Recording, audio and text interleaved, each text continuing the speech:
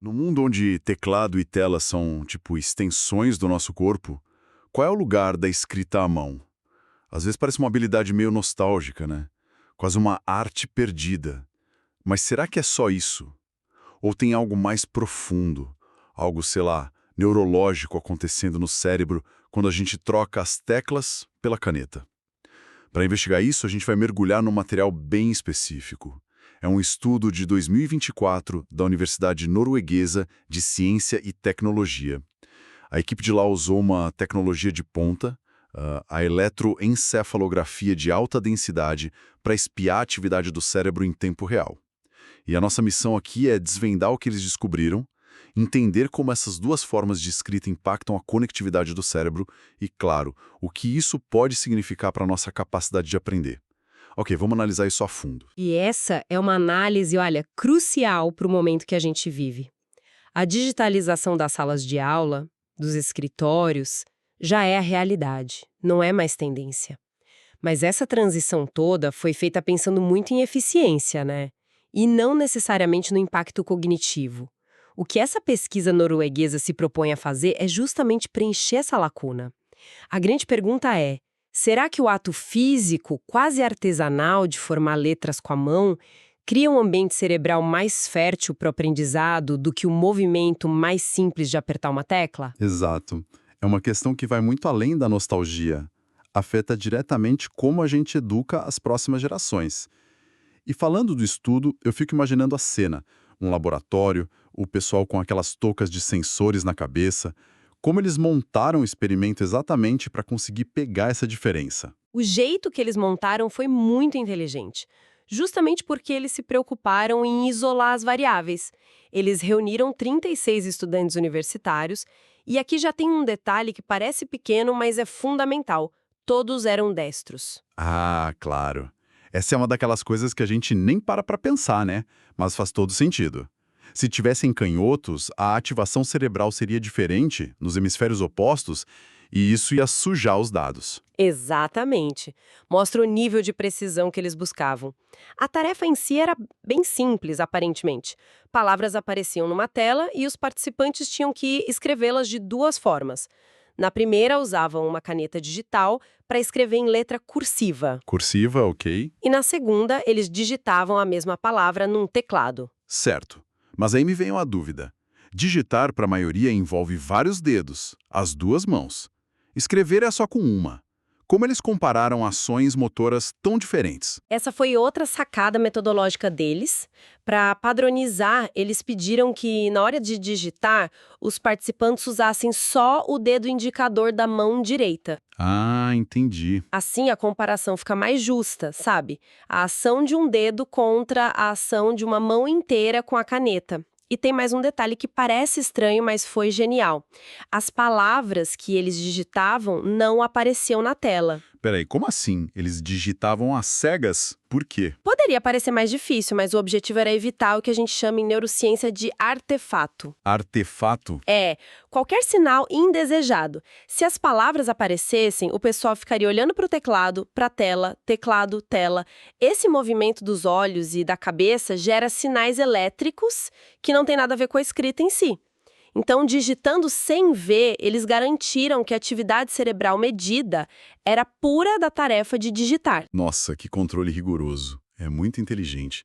E para medir tudo isso, eles usaram essa rede de EEG com 256 canais. É sensor pra caramba. Eles queriam mesmo um mapa detalhado do que acontecia lá dentro. E imagino que o mapa que apareceu para escrita à mão foi bem diferente. Bem diferente é pouco. Foi uma diferença gritante. A descoberta central do estudo, o grande ahá, foi que a escrita à mão resultou em padrões de conectividade cerebral muito mais elaborados e difundidos. Em termos simples, quando os participantes usavam a caneta, muito mais áreas do cérebro começavam a conversar umas com as outras. E essa conversa era mais complexa. Uau! Então não é só que o cérebro trabalha mais, ele trabalha de um jeito diferente. A rede que acende é outra. E essa conversa mais intensa acontecia em alguma área específica do cérebro? Talvez nas áreas de coordenação motora? Boa intuição. A atividade foi mais forte nas regiões centrais, que estão envolvidas no processamento sensório-motor, e também nas regiões parietais. Parietais. Sim, essas áreas são como um grande centro de integração de informações, sabe? Processam dados táteis, visuais, espaciais. E mais, essa conectividade acontecia em duas faixas de frequência de ondas cerebrais, a teta e a alfa. Ok, teta e alfa. Sem entrar muito na parte técnica, o que a gente precisa saber sobre essas ondas? O que significa o cérebro estar vibrando nessas frequências enquanto a gente escreve à mão? Olha, o que é fascinante aqui é que a ciência já tem um bom mapa do que essas ondas fazem. Pense nelas como ritmos de trabalho do cérebro. A conectividade no ritmo teta está muito associada à formação de novas memórias e ao aprendizado. É o ritmo que o cérebro usa quando está tentando, codificar uma informação nova. Já o ritmo alfa está mais ligado à atenção e à recuperação de informações que já estão guardadas. Então, deixa eu ver se eu entendi. Ao escrever à mão, o cérebro não só ativa mais áreas, mas ele sincroniza tudo em ritmos que são ideais para aprender e para memorizar. É como se o ato de usar a caneta ligasse o modo de gravação do cérebro com muito mais eficiência. É uma tradução perfeita. O ato de escrever à mão parece que prepara o terreno neural para que o aprendizado aconteça de um jeito mais robusto.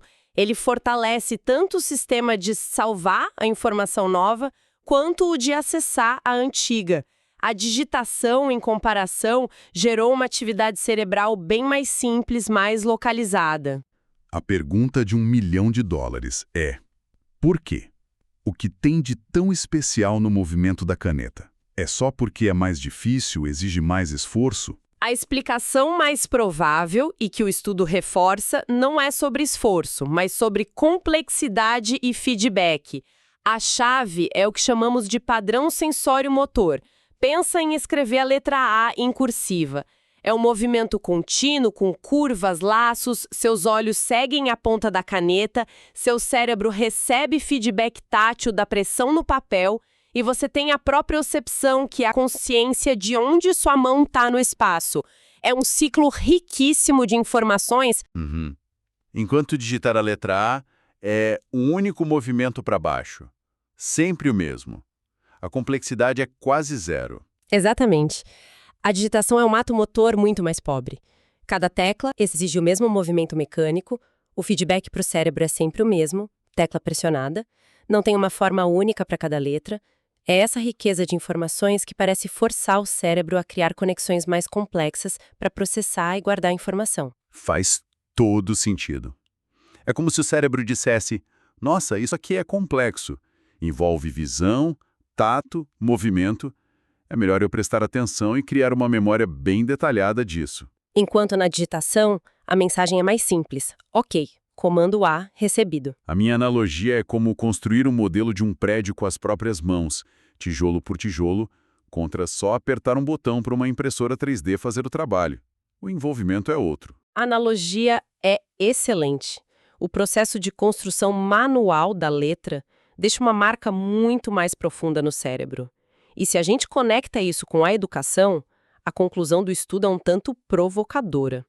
Ele sugere que a substituição quase total da escrita à mão pela digitação nas escolas, que é uma tendência global, pode estar, sem querer, prejudicando o próprio processo de aprendizagem. Isso me faz pensar. O estudo foi com universitários, cérebros já maduros. Será que em crianças o resultado seria ainda mais dramático? Essa é uma pergunta excelente e uma limitação que os próprios pesquisadores reconhecem. A hipótese é que sim, o efeito seria ainda mais forte em crianças. É na infância que essas redes neurais para linguagem e coordenação são estabelecidas. Expor as crianças à escrita à mão seria como construir uma superrodovia neural desde o começo. A recomendação deles é clara. É crucial que as crianças tenham bastante exposição à escrita à mão para estabelecer esses padrões que otimizam o cérebro para o aprendizado. E tem outra coisa. Eles usaram uma caneta digital numa tela. A sensação é um pouco diferente de usar caneta no papel, com o atrito, o som. Será que no papel o efeito seria ainda maior? É outra questão em aberto, mas a lógica sugere que sim. Qualquer informação sensorial a mais enriquece o ciclo. O atrito, o som, até o cheiro da tinta. Então é possível que os resultados, que já são impressionantes, subestimem o poder da escrita analógica. Certo. Então, diante disso tudo, a solução é jogar fora os tablets e voltar para o caderno e lápis? Parece meio radical. De forma alguma. E os autores são muito claros sobre isso. O objetivo não é travar uma guerra contra a tecnologia. A mensagem é sobre consciência e estratégia. A questão não é qual é melhor, e sim qual é melhor para quê. Isso faz muito sentido prático. Lembro que na faculdade, quem anotava no laptop tendia a transcrever a aula inteira, palavra por palavra. Já quem usava caderno era forçado a sintetizar, a criar abreviações, desenhar setas. O próprio ato mais lento forçava um processamento mais profundo do conteúdo. Perfeitamente. Para essa tarefa de capturar e processar conceitos novos, a escrita à mão parece ser superior. Ela força a síntese e ativa as redes de memória. Por outro lado, se a tarefa é escrever um relatório longo, organizar, editar, a eficiência da digitação é imbatível. Ninguém vai escrever uma tese de doutorado à mão hoje em dia. Claro. Então é sobre ter uma caixa de ferramentas e saber quando usar o martelo e quando usar a chave de fenda. Talvez o começo de um projeto seja melhor no papel, para desenhar, conectar ideias, mas a execução é mais eficiente no digital. Exatamente. A consciência é a chave. Professores, alunos, todos nós deveríamos estar cientes de qual prática tem o melhor efeito em cada contexto.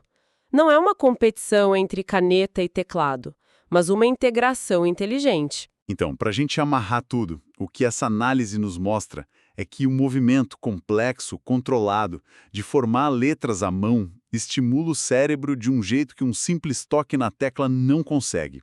Isso cria padrões de conectividade muito mais densos, justamente nas áreas de frequências que o cérebro usa para aprender e memorizar. A caneta, nesse contexto, parece ser mais poderosa que o teclado, não por nostalgia, mas por neurociência pura. Precisamente.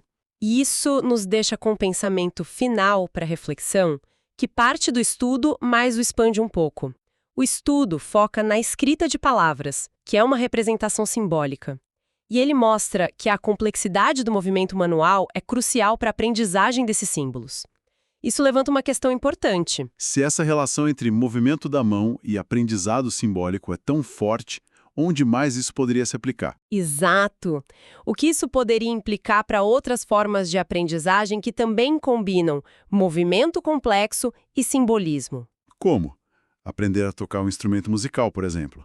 Ler uma partitura, que é um símbolo, e traduzir isso em movimentos super precisos dos dedos. Exatamente. Ou pense na aprendizagem de uma língua de sinais, que usa gestos precisos das mãos para representar conceitos. Ou até a prática da cirurgia, onde se lê um exame e se traduz em movimentos manuais delicadíssimos. Será que todas essas atividades que combinam mão, olho e cérebro de forma tão complexa não são, na verdade, formas de treinamento cerebral muito mais poderosas do que a gente imagina? Fortalecendo redes neurais que beneficiam a cognição de uma forma muito mais ampla? A escrita à mão pode ser só a ponta do iceberg de um princípio muito mais fundamental sobre como a gente aprende.